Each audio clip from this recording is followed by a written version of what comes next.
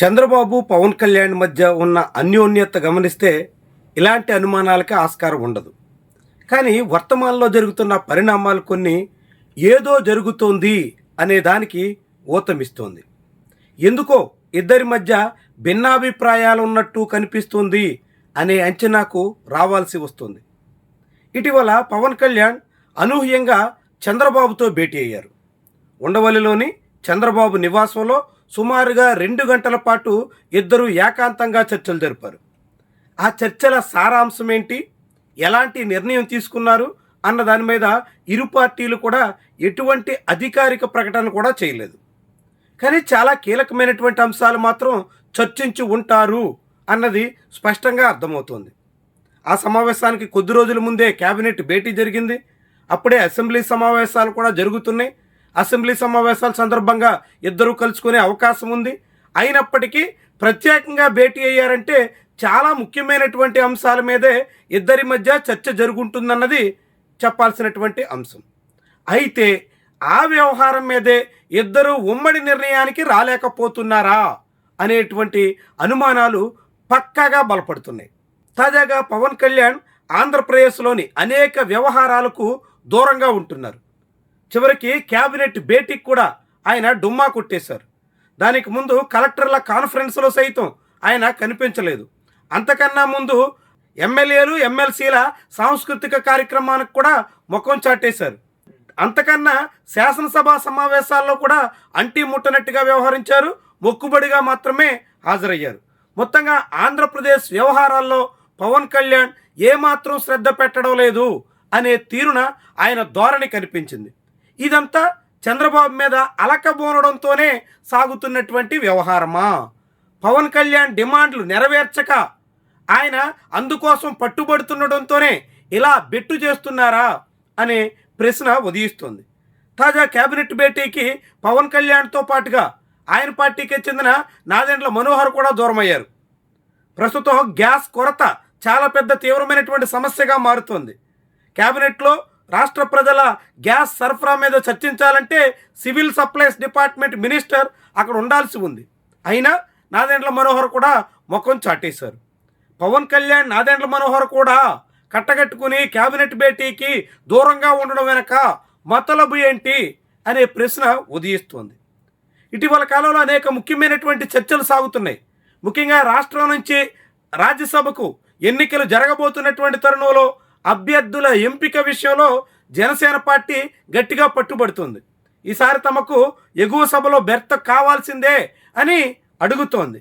కానీ ప్రస్తుతం మాత్రం బీజేపీ 2 సీట్లు పోతే ఇక మిగిలేదు టీడీపీకి 2 సీట్లే కాబట్టి ఆ 2 సీట్లు తమకే ఉండాలన్నట్టుగా చంద్రబాబు పట్టుబట్టడంతో మధ్యలో జనసేన పార్టీకి మరోసారి మొండి చేయి తప్పదా అనే అనుమానం కలుగుతోంది.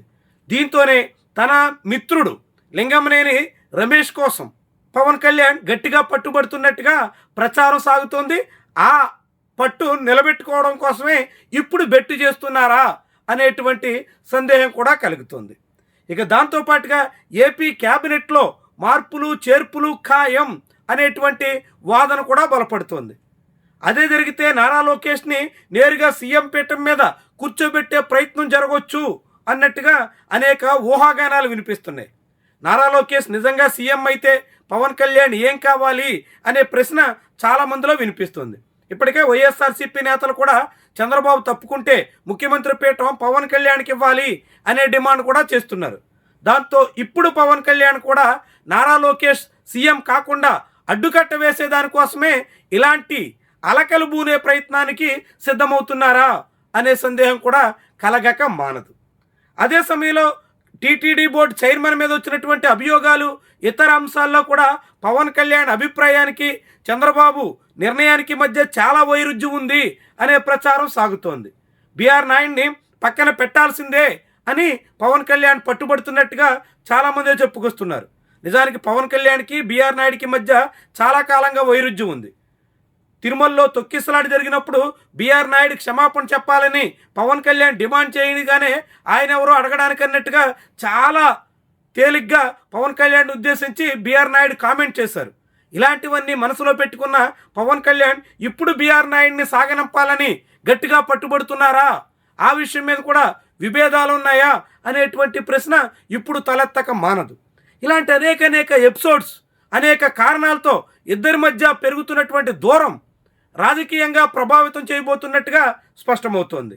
శుక్రవారం నాడు కేబినెట్ భేటీకి ముఖం చాటేసినటువంటి పవన్ కళ్యాణ్ బుధ గురువారాల్లో జరిగినటువంటి కలెక్టర్ కాన్ఫరెన్స్ కూడా కనీసం ముఖం చూపించినటువంటి పవన్ కళ్యాణ్ శనివారం నాడు తన పార్టీ ఆవిర్భావ కార్యక్రమాన్ని ఎక్కడో అల్లూరు జిల్లాలో ఉన్న పాడేరులో నిర్వహించుకోవడానికి పూనుకోవడం అంటే మారుమూల ప్రాంతానికి వెళ్ళడానికి సైతం ఆయనకి తీరుకుంది. కానీ తన కేబినెట్ సమావేశానికి హాజరు కావడానికి ఆయన సిద్ధం కాలేదంటే ఏదో జరుగుతోందనే దానికి ఆధారంగా కనిపిస్తోంది.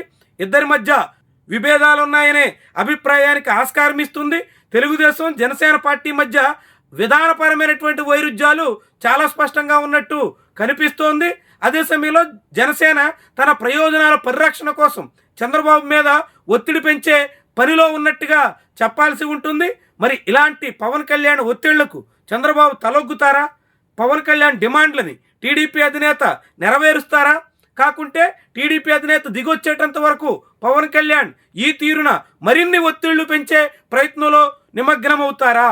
ఏం జరిగినప్పటికీ కూడా రాజకీయంగా ఆంధ్రప్రదేశ్లో కూటమి పక్షాల మధ్య, ముఖ్యంగా కూటమిలో రెండు ప్రధాన పక్షాల మధ్య సాగుతున్నటువంటి పరిణామాలు, రెండు పార్టీల అధినేతల మధ్య నడుస్తున్నటువంటి వ్యవహారాలు, సీఎం డీసీఎం మధ్య సాగుతున్నటువంటి రచ్చ, ఇవన్నీ కూడా ఆసక్తికరంగా కనిపిస్తున్నాయి. ఇది ఎక్కడి వరకు దారితీస్తాయి, ఎలాంటి పరిణామాలకు ఊతమిస్తాయి, ఇవన్నీ కూడా కీలకమైనటువంటి అంశాలుగా చెప్పాల్సి ఉంటుంది.